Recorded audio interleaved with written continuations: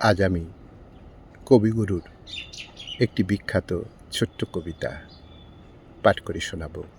কবিতা বাহু। শুরু করছি। কাহারে জড়াতে চাহে দুটি বাহুলতা, কাহারে কাঁদিয়া বলে যেও না, যেও না, কেমনে প্রকাশ করে ব্যাকুল বাসনা। কে শুনেছে বাহুর নীরব আকুলতা, কোথা হতে নিয়ে আসে হৃদয়ের কথা। গায়ে লিখে দিয়ে যায় পুলক অক্ষরে, পরশে বহিয়া আনে মরম বারতা। মোহ মেখে রেখে যায় প্রাণের ভিতরে, কণ্ঠ হতে উতরিয়া যৌবনের মালা। দুইটি আঙুলে ধরি তুলি দেয় গলে, দুটি বাহু বহিয়া আনে হৃদয়ের ডালা।